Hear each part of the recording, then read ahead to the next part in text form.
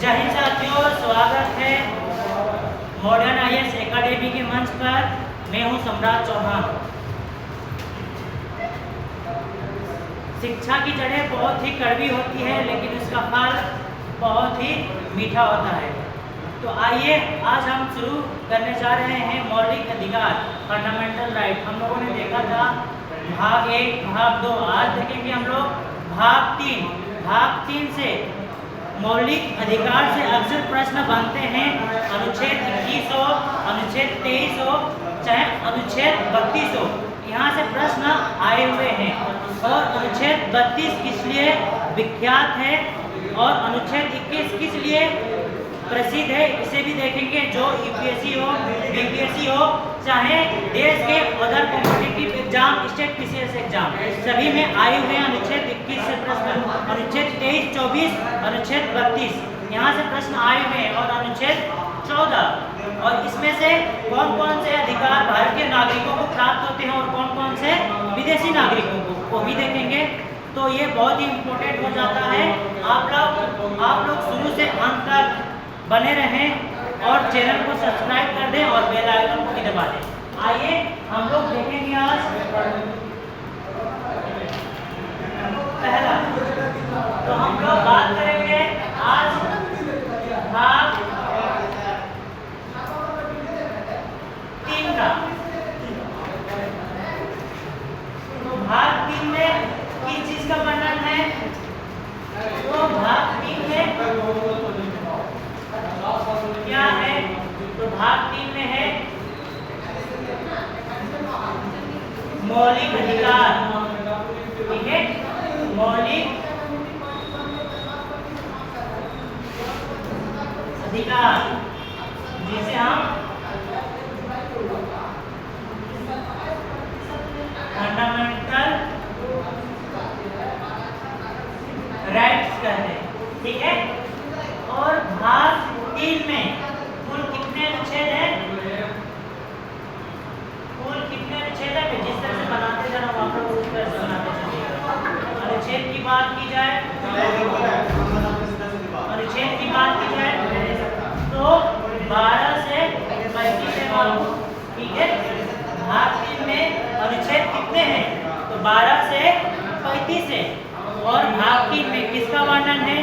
तो मौलिक अधिकार का। ठीक है, अब देखते हैं पहला प्रश्न अक्सर आता है। उसके बाद हम लोग आगे बढ़ेंगे, परत चीजों को देखेंगे। मौलिक अधिकार किसे कहते हैं?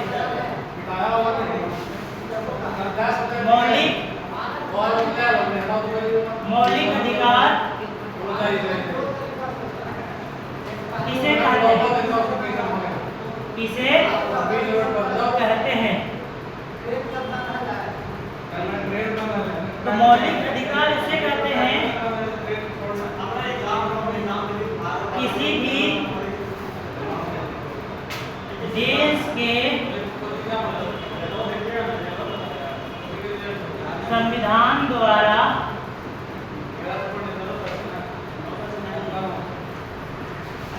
दिया गया विशेष अधिकार भी क्या कहलाता है बाबू? तो मौलिक अधिकार। मौलिक अधिकार कहलाता है। और भारत का मौलिक अधिकार की बात की जाए तो ये राज्य के प्रति दावा है। कैसा है? तो ये राज्य के प्रति दावा है। राज्य के प्रति दावा है। कैसा दावा? तो पुत्र अपने पिता के संपत्ति में हक रखता है। अगर बोलता है कि पिता की संपत्ति में मेरा भी अधिकार है, अगर उसका बात सामाजिक स्तर पर स्वीकार कर लिया जाता है तो क्या कहा जाएगा? वो तो उसका अधिकार मान लिया जाएगा। आप में से कोई ये कहे कि इंटरनेट मुझे चाहिए, इंटरनेट मुझे चाहिए, और ये बात सरकार चाहे जो इंटरनेट सर्विस देती है वो कंपनियां स्वीकार कर लेती है आप लोग की बात, तो क्या बन जाएगा? वो अधिकार बन जाएगा। ठीक है, वैसे ही यहाँ पर दावा कौन करता है? तो राज्य के प्रति कौन? लोग, जनता, कि ये मेरा अधिकार है, मुझे मिलना चाहिए, और उनके बातों को, उनके जो दावा है उसे संविधान स्वीकार करता है। ठीक है, तो इसीलिए राज्यों के प्रति दावा किया जाता है कि मुझे इससे, तो इससे हम लोगों को चीजें मिलनी चाहिए, ये अधिकार हमें मिलना चाहिए। तो सभी संविधान क्या करता है? तो स्वीकार कर लेता है। कितने? तो कुल स्टार्टिंग में मूल संविधान में कुल 7 अधिकार थे जो स्वीकार किए गए थे। तो वो अधिकार है राज्यों के प्रति। ये राज्य चाहे सरकार हनन नहीं कर सकता, क्योंकि लोगों का अधिकार है। लोगों को जीवन जीने का अधिकार है, बोलने का अधिकार है, संगठन बनाने का अधिकार है, और किसी का आलोचना करने का भी अधिकार है। तो ये राज्य के प्रति दावा है, और राज्य इसे खारिज नहीं कर सकता। ठीक है, जैसे कि पुत्र पिता की संपत्ति में अधिकार मांग रहा है, उसका ये बात सामाजिक स्तर पर स्वीकार कर लिया जाता है, तो उसका अधिकार हो जाएगा। कोई इंसान सरकार से मांगता है कि ये मुझे चाहिए, अगर सरकार मान लेती है तो उसका अधिकार बन जाता है। किसका? उस आदमी का। उसे कहते हैं अधिकार, और ये अधिकार राज्य के प्रति दावा है, और ये अपने आप में नकारात्मक भी है। सरकार, और चाहे राज्य सरकार चाहे केंद्र सरकार, इन अधिकारों को छीन नहीं सकती, लोगों को इससे वंचित नहीं किया जा सकता, क्योंकि सुप्रीम कोर्ट इसका सजग प्रहरी है। अनुच्छेद 13 में इसका हम वर्णन देखेंगे। ठीक है, अगर कोई इसका हनन होता है किसी का, तो वो रिट दायर कर सकता है सुप्रीम कोर्ट अनुच्छेद 32 के तहत, क्योंकि सुप्रीम कोर्ट इन चीज़ों का सजग प्रहरी है। कोई मौलिक अधिकार में कटौती ऐसा कानून केंद्र सरकार हो चाहे राज्य सरकार हो लाता है जिससे मौलिक अधिकार का हनन होता है, तो अधिकार या कानून शून्य माना जाएगा, क्योंकि सुप्रीम कोर्ट इसका प्रहरी है और रिट दायर करके उसे न्याय दिला सकता है। आइए आगे बढ़ते हैं। यहाँ तक कोई डाउट, कोई क्वेरी?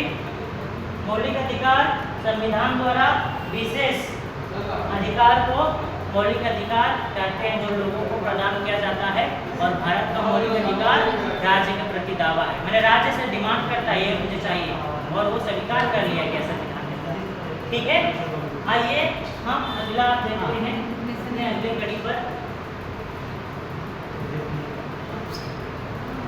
अधिकार आखिर है क्या? अधिकार जिस तरह से बना रहा हूँ, आप लोग भी ऐसे नोट्स बनाते चलेंगे। अधिकार आखिर है क्या? तो अधिकार भी कई प्रकार के हैं बाबू। क्या क्या? तो प्राकृतिक, ठीक है, प्राकृतिक अधिकार, प्राकृतिक अधिकार।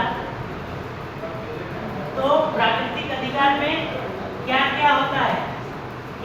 क्या चीजें निहित होती हैं? तो अधिकार है, तो पहला आता है प्राकृतिक अधिकार।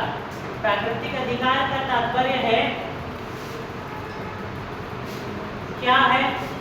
तो प्रकृति से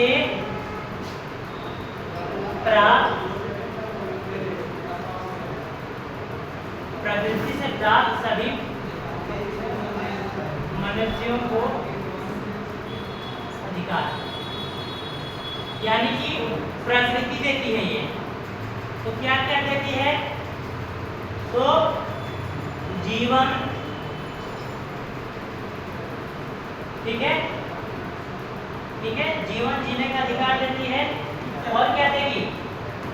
हाँ, और क्या देगी? जीवन जीने का अधिकार, फिर सांस लेने का अधिकार। तो ये प्रकृति हमें उपलब्ध कराती है, ये है प्राकृतिक अधिकार।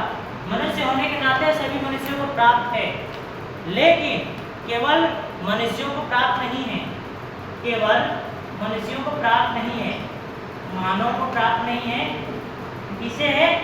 तो पशुओं को भी प्राप्त है। ठीक है,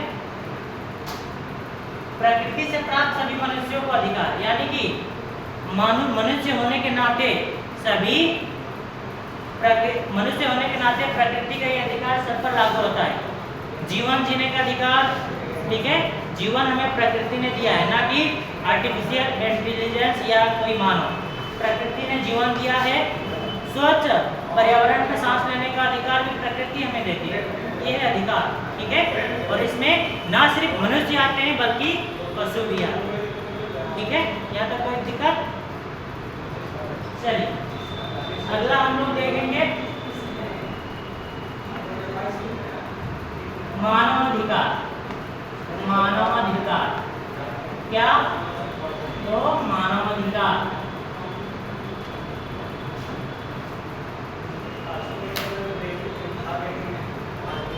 मानवाधिकार क्या है, तो इसे भी देख लेते हैं, ठीक है। मनुष्य होने के नाते, मनुष्य होने के नाते सभी मनुष्यों को प्राप्त है, मनुष्यों को प्राप्त। कैसा? तो मानवाधिकार क्या है? तो मनुष्य होने के नाते सभी मनुष्यों को प्राप्त है, यानी कि जो अधिकार भारतीय लोगों को प्राप्त है ह्यूमन राइट के तहत, वही अधिकार पाकिस्तान के लोगों को भी प्राप्त होगा, चीन के लोगों को भी प्राप्त होगा, अफगानिस्तान के लोगों को भी प्राप्त होगा, यूएई, यूएसए, यूनाइटेड किंगडम, जितने विश्व में देश हैं सभी देशों के लोगों को प्राप्त होगा। क्या? तो मानव अधिकार। जो अधिकार भारतीय लोगों को प्राप्त होगा वही अधिकार विश्व के प्रत्येक लोकतांत्रिक देशों के लोगों को प्राप्त होगा। क्या? तो मानव अधिकार, ठीक है। यहाँ तक कोई दिक्कत? तो मानवाधिकार अक्सर एग्जामों में आता है। मानवाधिकार कब मनाया जाता है? अंतर्राष्ट्रीय मानवाधिकार दिवस कब मनाया जाता है? तो इसे भी आप लोग लिख लें। तो यूएनओ द्वारा एक रेजोल्यूशन लाया गया घोषणा पत्र के माध्यम से। यूएनओ ने 10 दिसंबर 1948 को क्या किया? तो एक घोषणा के तहत पारित किया। क्या? 10 दिसंबर 1948 को। और इसी दिन क्या मनाया जाता है? विश्व मानवाधिकार दिवस या अंतर्राष्ट्रीय ह्यूमन राइट्स डे मनाया जाता है। किस दिन? तो 10 दिसंबर को। और कब लाया गया था? 10 दिसंबर 1948 को यूएनओ द्वारा एक घोषणा के माध्यम से लाया गया, क्योंकि सभी विश्व के सभी देशों में निवास करने वाले लोगों को समान मानवाधिकार प्राप्त होने चाहिए, ठीक है। तो 10 दिसंबर 1948 को यूएनओ ने लाया था मानवाधिकार, और इसी दिन को विश्व मानवाधिकार दिवस के दिन के रूप में पालन किया जाता है प्रत्येक 10 दिसंबर को। आप लोग इसे याद रखेंगे। अधिकार के क्रम में हम लोगों ने देखा प्राकृतिक अधिकार भी प्राप्त होते हैं मनुष्यों को, मानवाधिकार भी प्राप्त होते हैं मनुष्य होने के नाते। तीसरा और आखिरी ये क्या है बाबू? तो ये है क्या है? तो विधिक अधिकार, विधिक अधिकार। कैसा? विधिक अधिकार भी कैसा?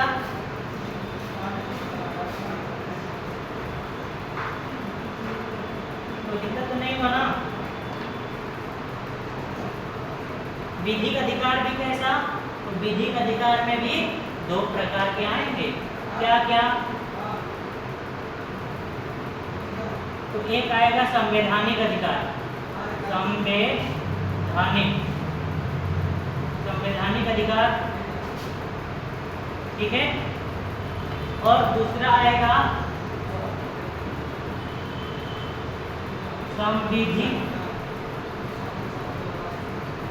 विधिक या कानूनी अधिकार, ठीक है।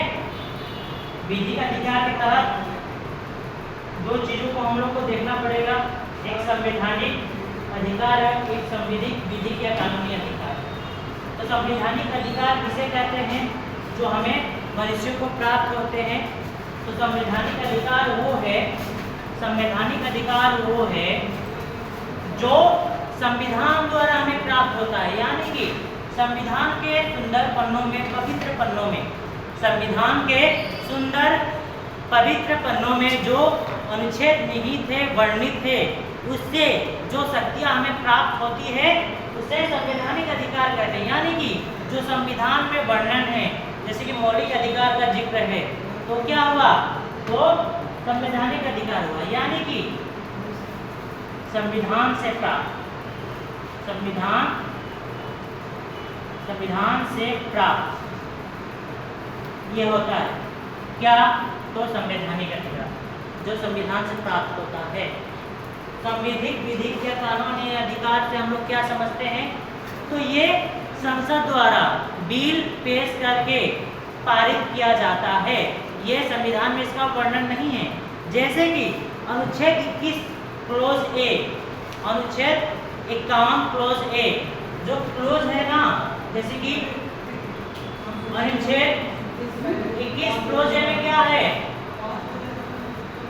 ये वाला है जो क्लोज आता है, क्लोज चाहे क्लोज ए, तो ये एक के माध्यम से पारित हुआ है, संसद के माध्यम से पारित होकर बनता है, जो ब्रैकेट में दिखाई देता है। और ये रहता है तो ये मूल संविधान का भाग रहता है, और जो ब्रैकेट वाला रहता है क्लोज चाहे ए, तो ये संसद के द्वारा पारित होकर बनता है। तो अनुच्छेद 21 ए में क्या है, 86वां संविधान संशोधन 2002 में आया था। 6 वर्ष से लेकर 14 वर्ष के बच्चों को निःशुल्क शिक्षा का प्रावधान, ठीक है, इन चीजों का वर्णन था इसमें। तो ये क्या है, तो ये है विधि, कानून बनाकर प्रदान किया जाता है, प्रदान किया जाता है। यहाँ तक कोई दिक्कत? हम लोगों ने देखा प्राकृतिक अधिकार भी मनुष्य होने के नाते हमें प्राप्त हुए हैं, प्रकृति ने हमें सौंपा है। जीवन जीने का अधिकार, सांस लेने का अधिकार, कैसा, तो स्वच्छ शुद्ध हवाओं में सांस लेने का अधिकार भी हमें प्राप्त है, ठीक है, ये कोई नहीं छीन सकता। इसीलिए किसी को जब फांसी होता है, मृत्युदंड, तो आखिरी इच्छा पूछा जाता है, यानी कि गरिमापूर्ण जीवन प्रदान किया जाता है। समझ में आया? क्योंकि ये प्राकृतिक अधिकार है, हर नियम प्रक्रिया है। फिर मानवाधिकार भी हमें प्राप्त होता है, जो यूएनओ ने 10 दिसंबर 1948 को एक घोषणा के माध्यम से पारित किया। तो जो अधिकार भारत के लोगों को प्राप्त है, वो अधिकार विश्व के प्रत्येक देशों के लोगों को अधिकार है, जो मानवीय अधिकार है, उसका हनन कोई नहीं कर सकता। चलते फिरते हुए लोगों पर गोली नहीं बरसा सकते आप, विश्व समुदाय में आपको जवाब देना पड़ जाएगा, जवाबदेही तय होता है इसका, उसका हनन नहीं होगा, ठीक है। तो यूएनओ ने इस पर अच्छा पहल किया, मानवाधिकार के तहत अधिकार दिया। फिर विधिक अधिकार भी प्राप्त होते हैं, तो कैसे, तो संवैधानिक अधिकार और विधिक अधिकार। इसका मतलब ये है कि ये संविधान से प्राप्त होता है, और इसका मतलब ये है कि जो संसद से बिल पारित करके एक बनाया जाता है, जैसे कि का सिटीजन अमेंडमेंट एक्ट, ठीक है, जो अफगानिस्तान, पाकिस्तान और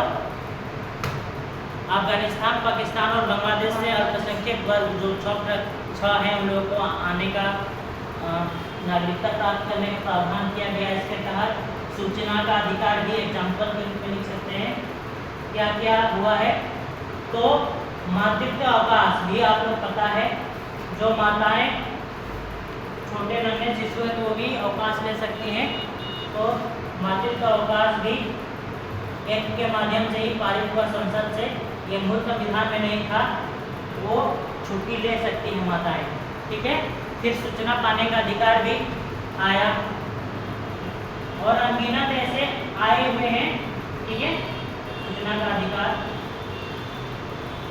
इन चीज़ों को हम लोगों ने देखा। यहाँ तक कोई डाउट, कोई क्वेरी हो तो आप लोग बताएं, आगे बढ़े।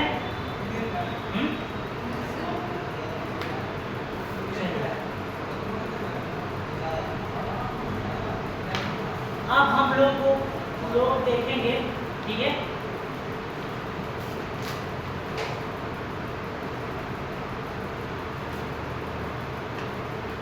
मौलिक अधिकार आखिर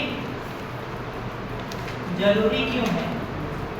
तो जरूरी इसलिए है, ठीक है, जरूरी क्यों है? तो भौतिक, नैतिक और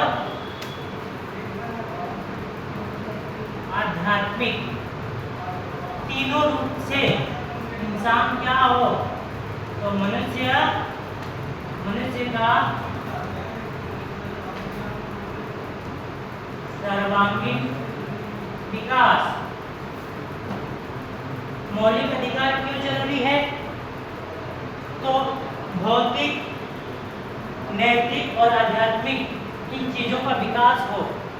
भौतिक अधिकार का तात्पर्य है सामाजिक, आर्थिक, राजनीतिक रूप से इंसान सशक्त हो, मजबूत हो, उसके अंदर या उसे बराबरी का अधिकार मिले, ठीक है, जो भौतिक अधिकार के तहत आएंगे। नैतिक अधिकार के तहत इंसान का चरित्र का निर्माण हो, उसके मानव मस्तिष्क का निर्माण हो। और आध्यात्मिक माने वो आध्यात्मिक रूप से भी तर्कशील व्यक्ति बने इंसान। तो कुल मिलाकर मौलिक अधिकार क्यों जरूरी है? तो मनुष्य के सर्वांगीण विकास के लिए अत्यंत आवश्यक है। यहाँ तक हम लोगों ने देखा। अब हम लोग देखेंगे विश्व में मौलिक अधिकार किन किन देशों में आया, उसके बाद भारत में कब आता है, भारतीय संविधान में भाग 3 के तहत कितने मौलिक अधिकार यहाँ के आम जनमानस को प्राप्त हैं, उसे भी देखेंगे। चलिए आइए आगे बढ़ते हैं।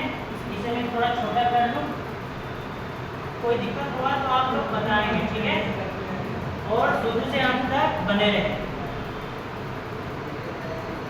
अगला नोट्स बनाएंगे, मैं जिस तरह से लिख रहा हूँ आप लोग इस तरह से बनाते चलेंगे ताकि दिक्कत ना हो।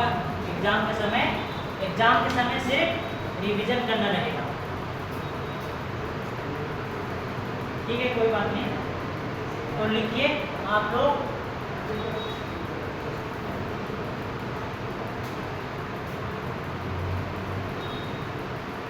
सर्वप्रथम, ठीक है, सर्वप्रथम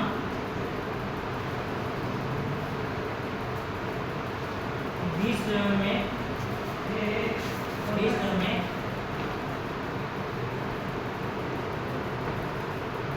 मौलिक अधिकार, सर्वप्रथम विश्व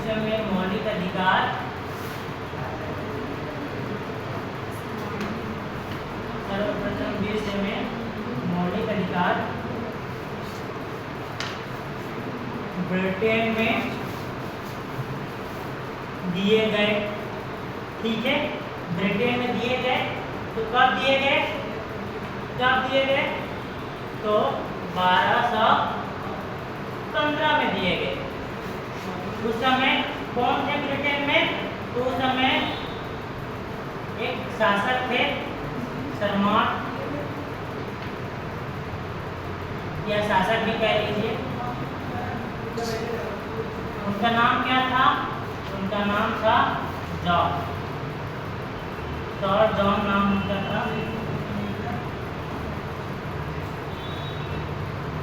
ठीक है, उस समय ब्रिटेन के शासक हुआ करते थे जॉन, सर जॉन या सरमाट जॉन। उन्होंने वहाँ के प्रतिनिधियों से समझौता करके लोगों के कुछ विशेष अधिकार दिए, लोगों को कुछ विशेष अधिकार प्राप्त हुआ। किन लोगों को? तो ब्रिटेन के लोगों को। जनप्रतिनिधियों के माध्यम से उन्होंने समझौता करके अधिकार दिए अपने लोगों को। तो अधिकार क्या कहलाया? तो अधिकार, ठीक है,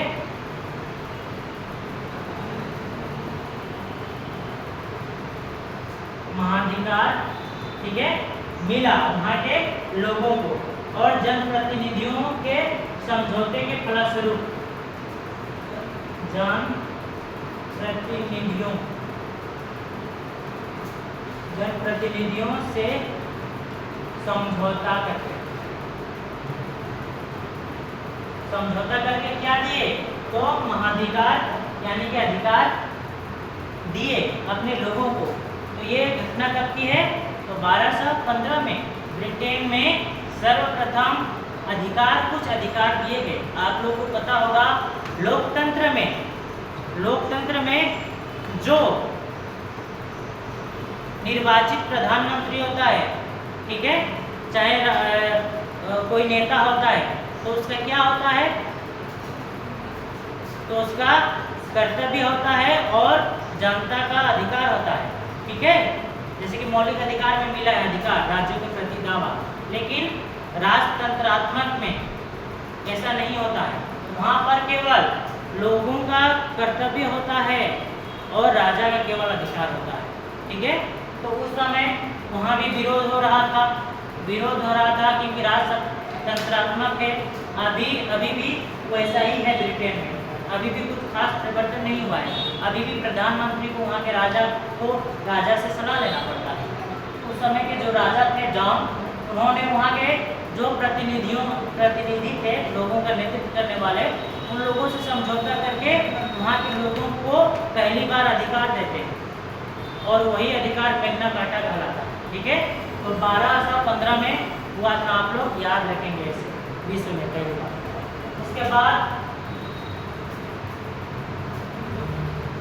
उसके बाद एक बहुत ही महत्वपूर्ण क्रांति होती है। तो क्या था? तो फ्रांस की क्रांति। आप लोगों को पता है फ्रांस की क्रांति कब हुई थी?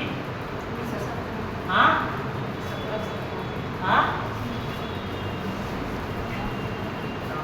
1789 में फ्रांस की क्रांति होती है और फ्रांस की क्रांति में भी लोगों को अधिकार दिया जाता है, ठीक है, अधिकार दिया जाता है।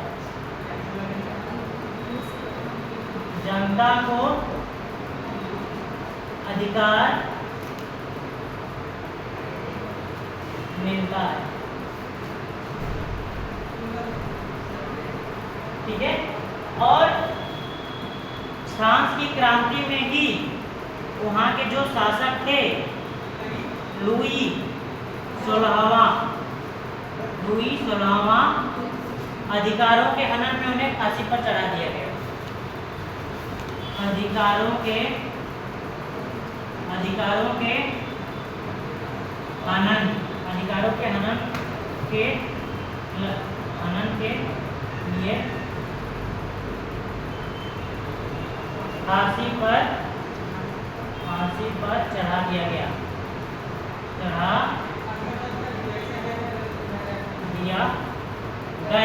तो किन्हें? तो लुई 16वां को, क्योंकि वो अधिकारों के हनन कर दिया। और फ्रांस की क्रांति जोरों पर थी, लोग अपना अधिकार मांग रहे थे। तो उसी समय वहाँ के लोगों को भी 1789 में अधिकार प्रदान किए जाते हैं। और उस समय का महत्वपूर्ण घटना ये घटता है कि लुई 16वां जो किंग थे, राजा थे, शासक थे, उन्हें अधिकारों के हनन के लिए उन्हें फांसी मिलती है, फांसी पर उन्हें चढ़ाया जाता है। तो विश्व में ब्रिटेन में 1215 में मिलता है लोगों को अधिकार। फिर आते हैं थोड़ा सा नीचे तो देखेंगे हम लोग फ्रांस की क्रांति 1789 में, ठीक है। यहाँ पर लोगों का अधिकार मिलना शुरू हो जाते हैं। आप लोग याद रखेंगे अभी तक लोकतंत्र नहीं आया हुआ है, राजतंत्र है, राजा का शासन है, लेकिन आक्रोश के कारण लोगों के भावनाओं को देखते हुए कुछ अधिकार दिए गए हम लोगों को, ठीक है। बोलने का अधिकार, सभा करने का अधिकार, चीज़ें प्रदान होती गई। और धीरे धीरे बाद में अमेरिका में पहली बार लोकतंत्र आएगा, ठीक है। चलिए इसे थोड़ा छोटा कर लेते हैं, आसान हो जाएगा। यहाँ तक कोई डाउट, कोई क्वेरी?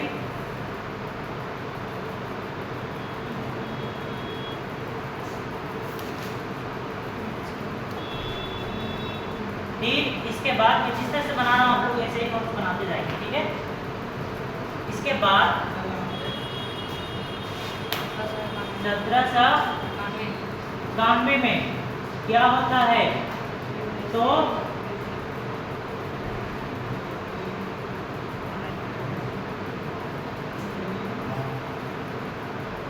1991 में अमेरिका, ठीक है, या यूएसए में बिल्स ऑफ राइट्स के तहत क्या किया गया? तो वहाँ के संविधान में मूल अधिकारों को जोड़ा गया। संविधान में मूल अधिकार, ठीक है, अधिकार को जोड़ा जाता है किसके तहत? तो बिल ऑफ राइट्स।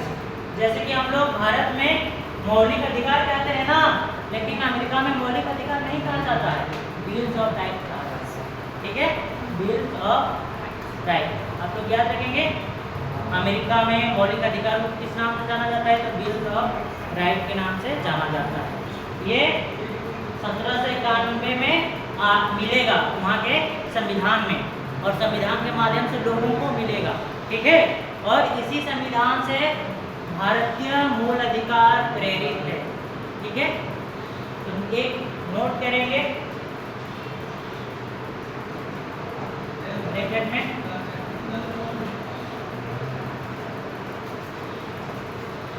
ठीक है।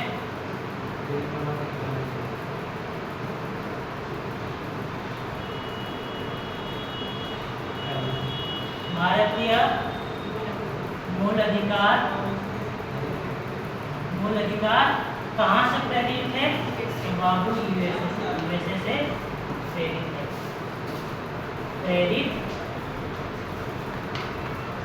है, ठीक है। क्यों है? क्योंकि अमेरिका में लोकतंत्र आ गया था, उसका संविधान बन गया था, और भारत नहीं चाहता था कि हम लोग ऐसे देश से लें जो जहाँ पर संविधान ना हो, जहाँ राजा का शासन वहाँ से नहीं ले सकते। और इस समय तक अमेरिका में संविधान बन गया था, और उसे अपने संविधान में वो क्या किया? तो बिल्स ऑफ राइट्स के तहत मूल अधिकार के संविधान में जोड़ा। कौन? अमेरिका। तो फ्रांस से भी ले सकता था, ब्रिटेन वाला से भी प्रेरित होकर ले सकता था, क्योंकि वहाँ भी राजसत्तात्मक था, न कि लोकतंत्र और न कि संविधान। तो हमारा भारतीय जो मूल अधिकार है यूएसए से प्रेरित है, यहीं से, न कि ये ऊपर वाला जो मैंने बताया वहाँ, ठीक है। यहाँ तक कोई दिक्कत? ठीक है। तो मौलिक अधिकार किस देश से प्रेरित है? हाँ, अमेरिका से। आगे बढ़े, अब देखते हैं हम लोग, आप देखते हैं विश्व का परिप्रेक्ष्य में तो देख लिया भारत में, ठीक है, मौलिक अधिकार का मांग कब हुआ? हाँ, तो 1895 में किसने किया था? क्लास में बताया था मैं, हाँ। तो कौन थे वो महाशय? तो बाल गंगाधर तिलक, ठीक है। और किसके माध्यम से? तो बाबू ये स्वराज विधेयक, ठीक है। या इसे और एक नाम से जाना जाता है, संविधान विधेयक भी कहते हैं, संविधान विधेयक के नाम से भी जाना जाता है। और इसी के माध्यम से 1895 में बाल गंगाधर तिलक लोगों के अधिकारों की बात करते हैं। ये कैसे था? तो अनौपचारिक, ठीक है। इसमें प्रस्तावना का भी जिक्र होगा, लोगों के मूलभूत अधिकारों का भी जिक्र होगा, इसीलिए संविधान विधेयक के नाम से भी प्रसिद्ध है, या स्वराज विधेयक भी कहते हैं। लोगों का अधिकार जो होने चाहिए लोकतंत्र में, जीने का, आवागमन करने का, ठीक है, सर्वाइव करने का, इन चीज़ों का वर्णन था। औपचारिक रूप से 1895 में बाल गंगाधर तिलक के द्वारा स्वराज विधेयक या संविधान विधेयक भी करते हैं, इसके माध्यम से उन्होंने रखा। ये कैसी थी मांग? तो अनौपचारिक थी, ठीक है, ऑफिशियल नहीं थी। इसके बाद हम लोग देखेंगे 1917 से 1919 के बीच कांग्रेस के मंच से भी क्या किया जाएगा, ठीक है। 1917 से लेकर, ठीक है, 1917 से लेकर 19 तक 1917 से लेकर 1919 तक कांग्रेस के मंच से भी मांग किया जाएगा मूल अधिकार, ठीक है। इसके बाद 1925 में भी एनी पेशेंट मांगेगी लोगों का अधिकार के बारे में, ठीक है। और 1928 में भी नेहरू रिपोर्ट आएगा, इसमें भी लोगों की बातें, अधिकार का वर्णन होगा, मांगा जाएगा, ठीक है। और 1931 में भी अधिकारों का, ठीक है, अधिकार मांगे जाएंगे। और 1931 में ही कराची अधिवेशन होता है, जिसका अध्यक्ष सरदार वल्लभ भाई पटेल रहते हैं, नेहरू। उस समय एक बिल पारित होता है अधिकार, तो यहाँ भी अधिकारों का जिक्र होगा। फिर गोल में सम्मेलन में भी महात्मा गांधी लोगों के अधिकारों के मांग करेंगे, ठीक है। चलिए, यहाँ तक हम लोगों ने संक्षेप में देख लिया। और भारत में अनौपचारिक रूप से मांग 1895 में हुई थी बाल गंगाधर तिलक के द्वारा, आपको याद रखेंगे। तो ये और ये इसे याद रखेंगे, बहुत ही इंपॉर्टेंट है। आगे बढ़े, कोई क्वेरी, कोई डाउट? समझ में आया? आप देखते हैं, ठीक है, भाग 3, ठीक है, भाग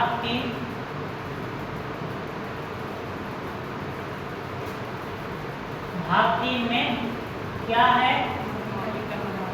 तो मौलिक अधिकार है, मौलिक अधिकार का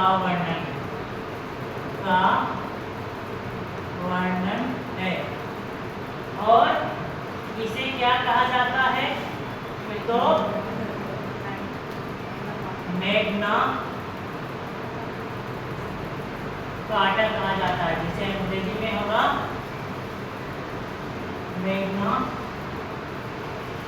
कार्टा कहते हैं।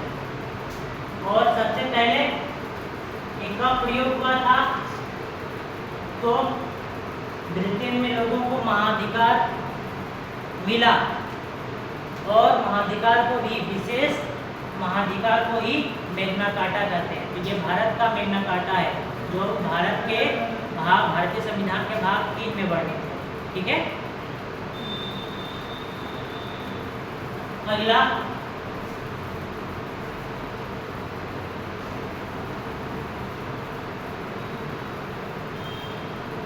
है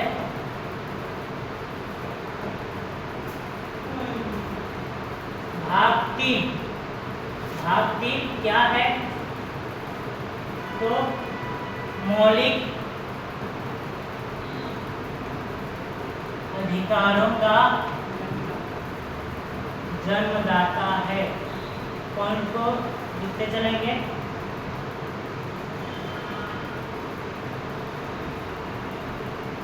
भाग 3 को भारतीय मैग्ना कार्टा भी कहा जाता है, महाधिकार कहा जाता है।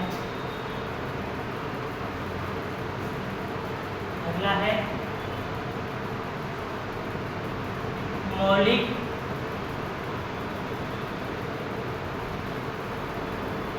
अधिकार में मौलिक अधिकार में क्या हो सकता है? तो बाबू संशोधन भी हो सकता है। संशोधन, मौलिक अधिकार में संशोधन भी हो सकता है।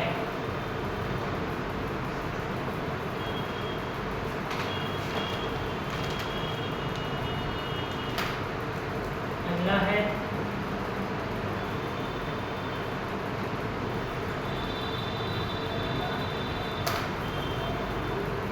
आपातकाल के दौरान, आपातकाल के दौरान, ठीक है, आपातकाल के दौरान जीवन एवं व्यक्तिगत स्वतंत्रता को छोड़कर अन्य अधिकारों को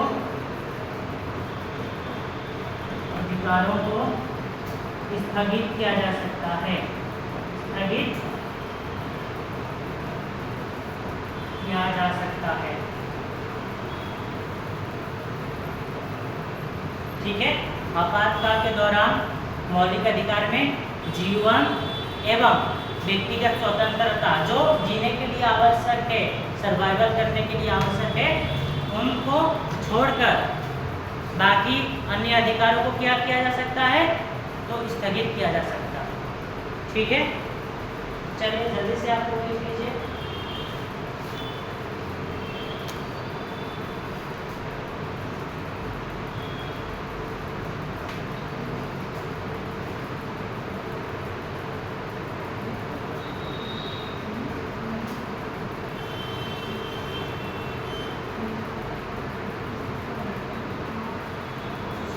हो गया? आगे बढ़े? कोई क्वेरी, कोई डाउट हो तो आप लोग पूछ सकते हैं। अगला देखेंगे हम लोग, क्या देखेंगे? तो मूल, ठीक है,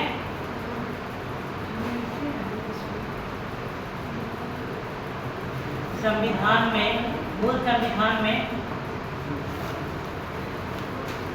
मौलिक अधिकार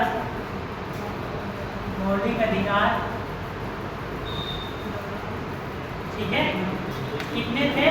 तो बाबू 7 थे। मूल अधिकार में, मूल संविधान में मूल अधिकार को कितने थे? तो 7 थे। वर्तमान में कितने हैं? 6। तो हैं 6। पहले,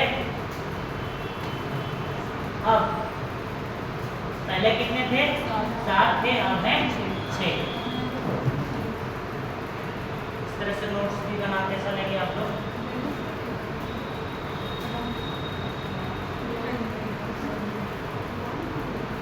अब अगला देखते हैं। पहले मूल संविधान में मूल अधिकार 7 थे ना, तो उसमें से किसे हटाया गया? तो संपत्ति के अधिकार को हटाया गया। ठीक है, तो आप लोग लिखेंगे किसके तहत? तो 44वां संविधान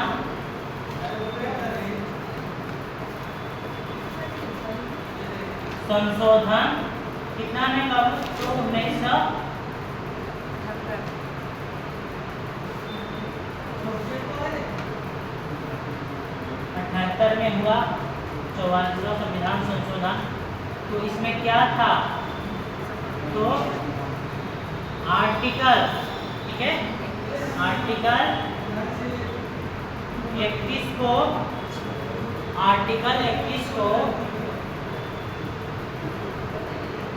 हटाकर भाग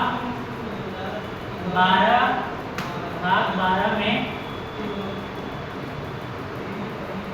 आर्टिकल 300 क्लोज ए में कर दिया गया और ये मूल अधिकार क्या हो गया? मूल अधिकार से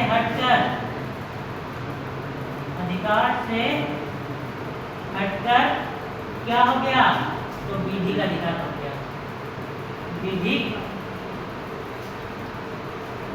अधिकार बन गया।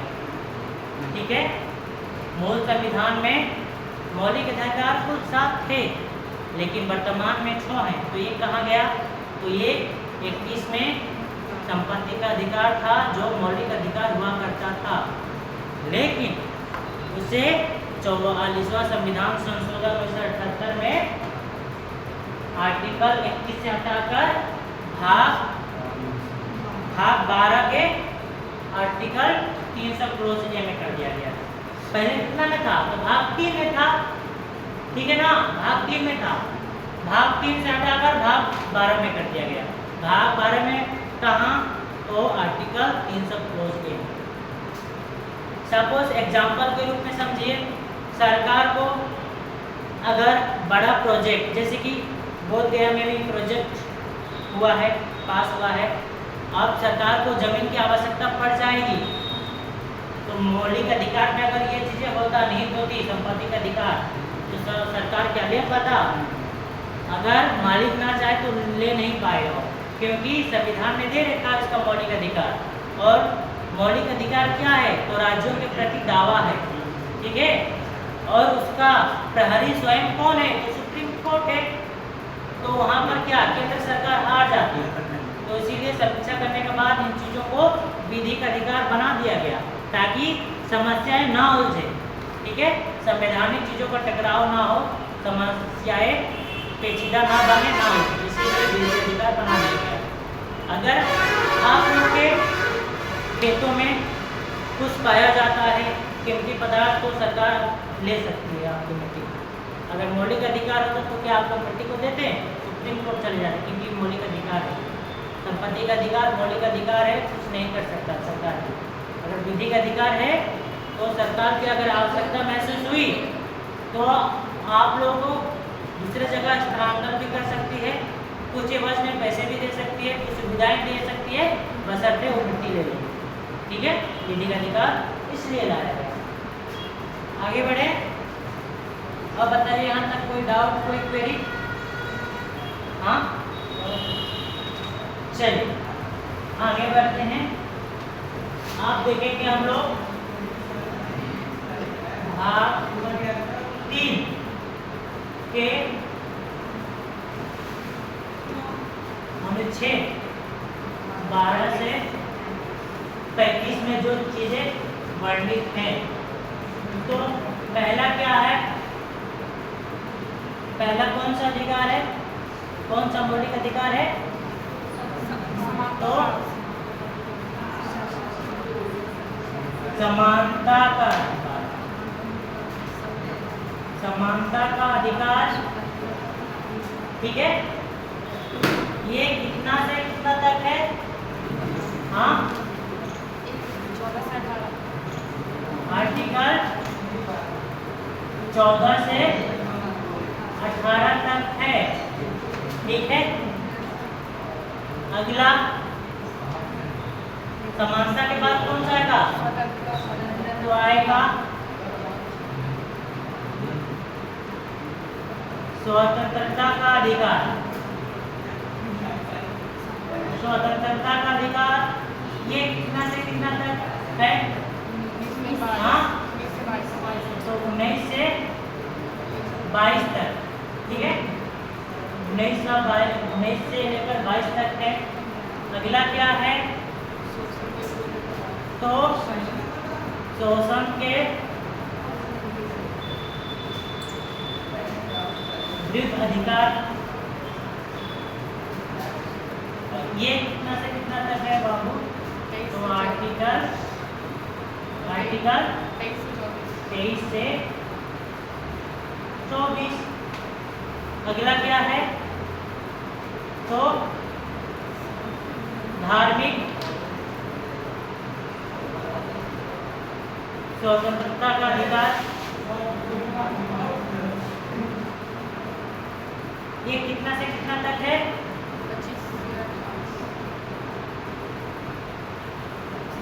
25 से लेकर 28 तक। अगला शिक्षा एवं शिक्षा एवं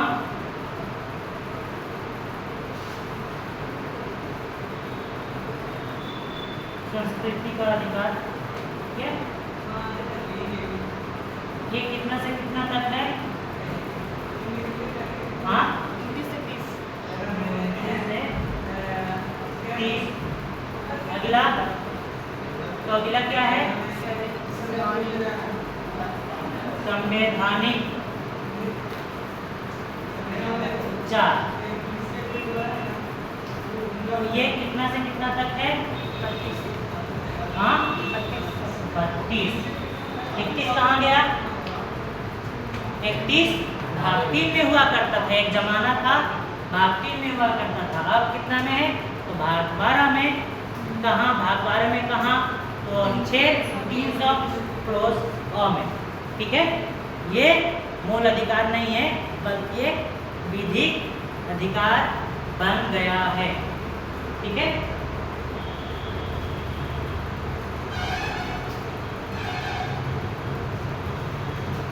आगे बढ़े।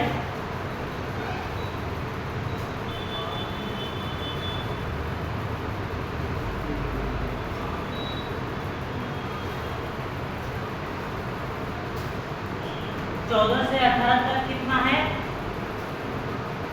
हाँ, तो 5 आर्टिकल है ना, और इसमें 4 होगा, और इसमें होगा 2, इसमें होगा 4, इसमें होगा 2, और इसमें होगा 1। तो समानता के अधिकार में 5 अनुच्छेद है, इसमें 4 है। स्वतंत्रता में, शोषण के विरुद्ध अधिकार में 2 है, और धार्मिक स्वतंत्रता का अधिकार आर्टिकल 25 से 28 तक में 4 आएगा ना। हाँ, और शिक्षा एवं संस्कृति का अधिकार में 2, और संवैधानिक 4, केवल 32 में एक आर्टिकल है। तो इन चीज़ों को भी आप लोग याद रखेंगे।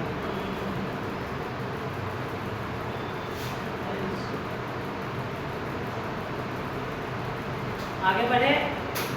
हाँ, आगे बढ़े,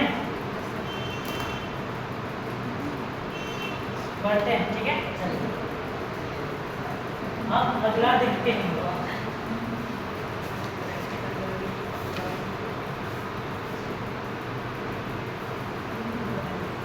अनुच्छेद 12। अनुच्छेद 12 में क्या है? हाँ, तो अनुच्छेद 12 में है, अनुच्छेद 12 में राज्य की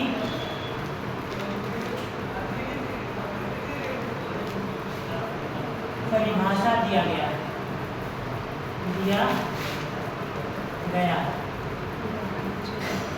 ये बस इतना ही आप लोग को याद रखना है। आर्टिकल 12 में, अनुच्छेद 12 में इसका वर्णन है, तो राज्य का परिभाषा किया गया, डिफिनेशन। ठीक है, सभी राज्यों का वर्णन दिया गया है। जो इम्पोर्टेंट होगा वहाँ हम लोग देखेंगे डिटेल जाकर। यहाँ से प्रश्न ज़्यादा नहीं आता, आपको याद रखना है। आर्टिकल 12 इससे संबंधित राज्य की परिभाषा दिया गया है। फिर अनुच्छेद 13, ये थोड़ा इम्पोर्टेंट हो जाता है। क्यों? तो सुप्रीम कोर्ट, ठीक है, मौलिक अधिकारों का सजग प्रहरी है। ठीक है, कोई हनन नहीं कर सकता। ताऊ जी बैठे हुए हैं, ठीक है, कोई गड़बड़ किया चाबुक चढ़ा देगा, क्योंकि सुप्रीम कोर्ट देखेगा। अगर कोई व्यक्ति ये क्लेम करता है कि इसके तहत मेरा मान हानि हुआ है, ठीक है, तो सुप्रीम कोर्ट रिट भी जारी कर सकता है, उसका अधिकारों का हनन हुआ है या नहीं समीक्षा भी कर सकता है। ठीक है, और किसी का भी आप अधिकारों को छीन नहीं सकते। पुलिस चाहे तो भले ही संदिग्ध के आधार पर आपको गिरफ्तार कर सकती है, लेकिन वो भी बेवजह मारपीट नहीं सकती है, क्योंकि अनुच्छेद 22 ये कहता है, ठीक है, गिरफ्तार होने का कारण जान सकता है इंसान, अपने मन पसंद वकील भी रख सकता है। तो इन अधिकारों से वंचित कोई नहीं कर सकता, क्योंकि सुप्रीम कोर्ट सजग प्रहरी है। ठीक है, अगर इन चीज़ों में हेरा फेरी गड़बड़ी होता है तो सुप्रीम कोर्ट या हाई कोर्ट भी जा सकते हैं। ठीक है, इसके नीचे लिख लीजिए नोट करके, लिखिए राज्य सरकार या केंद्र सरकार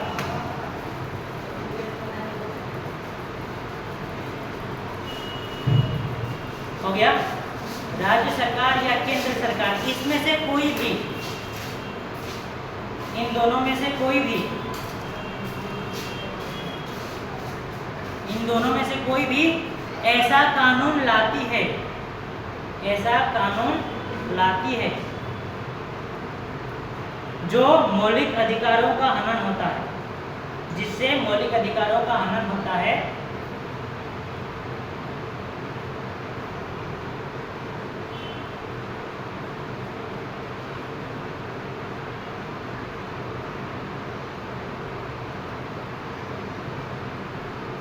जिससे मौलिक अधिकारों का हनन होता है, वो कानून उसी समय से शून्य माना जाएगा, उसी समय से शून्य माना जाएगा, यानी कि प्रभावी नहीं होगा अगर थोड़ा सा भी 1 इंच भी मौलिक अधिकारों का हनन किया तो।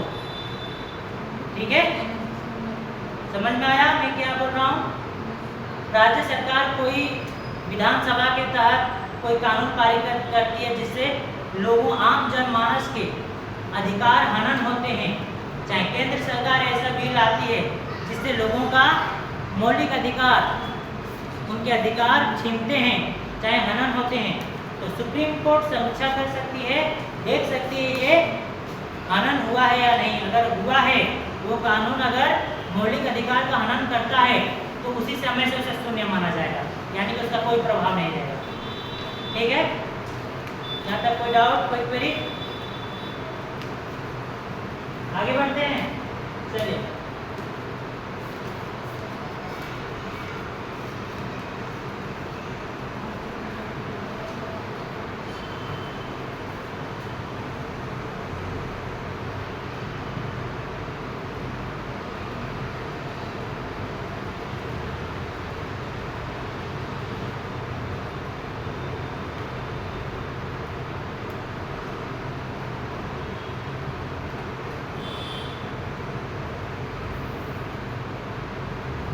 लोग लिखेंगे, आर्टिकल 12-13 कर लिया था हम लोगों ने, अब टॉपिक दे दीजिए समानता का अधिकार, अनुच्छेद 14 से 18, ये बीच में दीजिएगा। ठीक है, हाँ ये हो गया ना, आर्टिकल 12-13 कर दिया, इसके बीच में कर दीजिए, बीच में, उसके बाद आर्टिकल 14 से शुरू। चलिए लिखिए,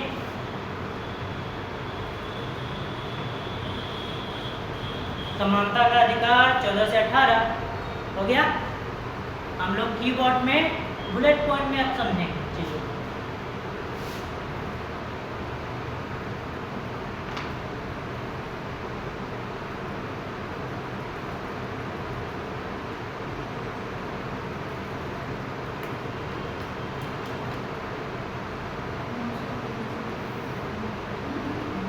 हो गया, देखिए अनुच्छेद 14, अनुच्छेद 14 में क्या है, तो कानून के समक्ष समानता, कानून के समक्ष समानता, यानी कि कानून के समान, कानून के सामने सभी समान होंगे, सबके साथ न्याय होगा किसी भी क्षेत्र में। ठीक है, किसी के साथ भेदभाव नहीं होगा, डिस्क्रिमिनेशन नहीं होगा, कानून के समक्ष समानता, हर चीज में समानता। अन्याय नहीं होगा।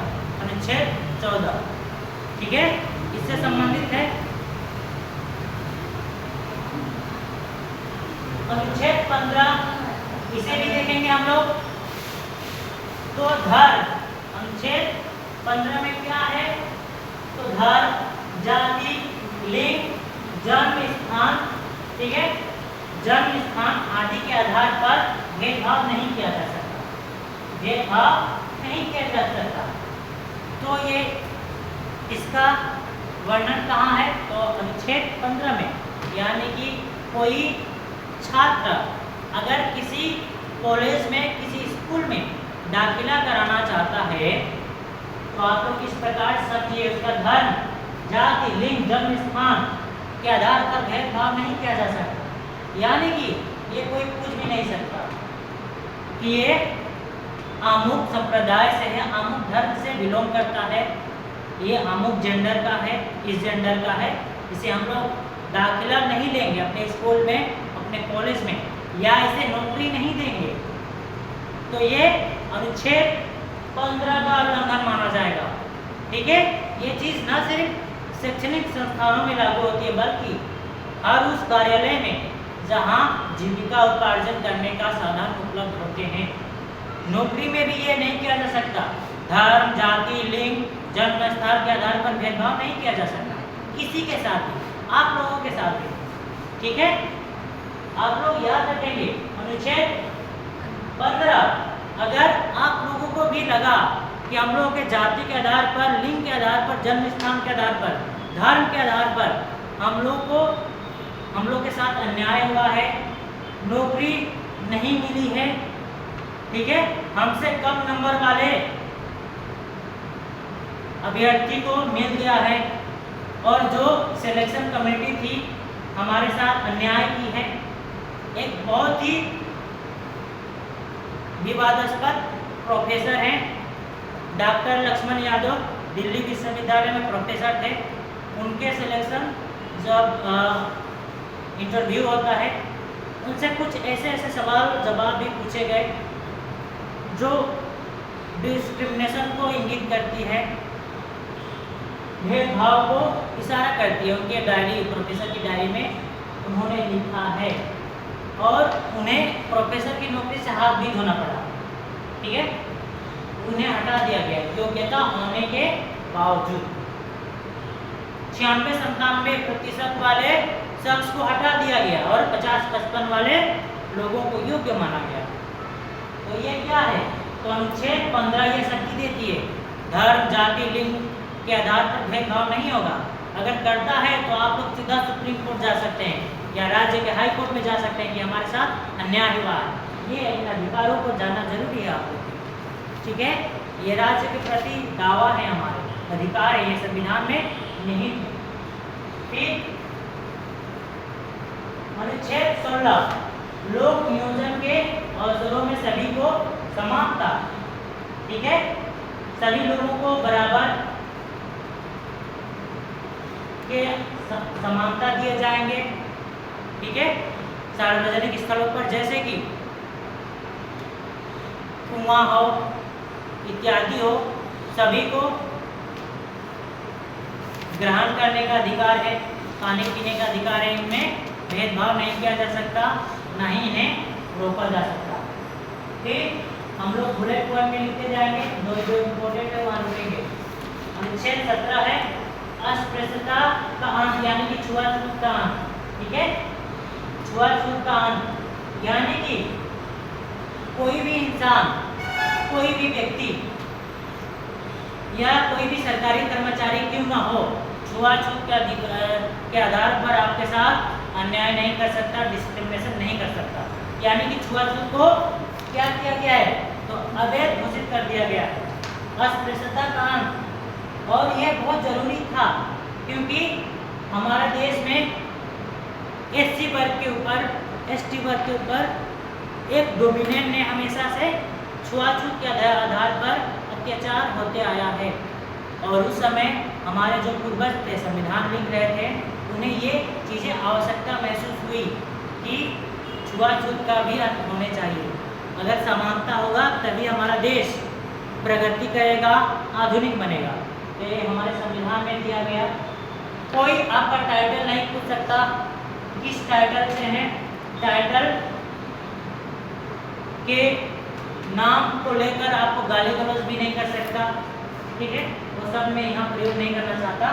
आपका टाइटल लेकर आपका गाली गलौज नहीं कर सकता, नस्ल भेदीय बातें आपसे नहीं कर सकता हो, क्योंकि अनुच्छेद 17 कहता है अस्पृश्यता के अंत यानी कि छुआछूत का अंत। अगर कोई करता है तो उसके ऊपर भी गंभीर धाराओं में केस लगेगा, केस फाइल होगा, क्योंकि छुआछूत नहीं हो सकता। आप ये नहीं कह सकते कि जो स्कूलों में खाना बनाती हैं अमुक कास्ट से हैं, अमुक जाति से हैं, खाना नहीं बनाएंगे, खाना बनाएंगे तो जो बच्चे खाएंगे वो अछूत हो जाएंगे। ऐसा कोई नहीं, ये भद्दा बकवास और ये ऐसा सब प्रयोग आज के समय में कोई नहीं कर सकता और मानवता के आधार पर किया भी नहीं जाना चाहिए, क्योंकि सबका रक्त एक ही है और ये चीज़ें हम लोग के देश के लिए बहुत ही खतरनाक है। यही कारण है कि हमारा देश इन्हीं चीज़ों में भटकता रह गया और यूरोप के देश आगे निकल गए, विकसित बन गए, हम लोग विकासशील बने हुए, क्योंकि हम लोग को एक खास वर्ग के लोगों ने कब्जा करके रखा हमारे दिमाग, मन, मस्तिष्क पर, ठीक है। विज्ञान की तरफ जाने से हमें रोका गया, हमें अध्यात्म के नाम पर उन भूल भुलैयों में रखा गया जहां हम लोग डिजर्व नहीं करते। तो छुआछूत अस्पृश्यता का अनुच्छेद 17 में नहीं, अनुच्छेद 18 में क्या है, उपाधियों का अंत, ठीक है, उपाधियों का अंत किनको छोड़कर, तो सैन्य और शैक्षिक, सैन्य और शैक्षिक उपाधियों को छोड़कर बाकी सभी उपाधियों का अंत कर दिया गया। जैसे कि वीर चक्र, परमवीर चक्र, शौर्य चक्र, सैन्य का एक बहुत बड़ा, सैन्य जगत को बहुत बड़ा उपाधि है, इन्हें छोड़कर और शैक्षिक जगत से जो पद्म पुरस्कार है इन चीजों को छोड़कर बाकी सभी उपाधियों का अंत कर दिया गया, सिर्फ शैक्षिक और सैन्य उपाधियों को छोड़कर। लिखेंगे अपवाद, अपवाद शैक्षिक एवं सैन्य उपाधियों को छोड़कर बाकी उपाधियों का अंत कर दिया गया, ठीक है।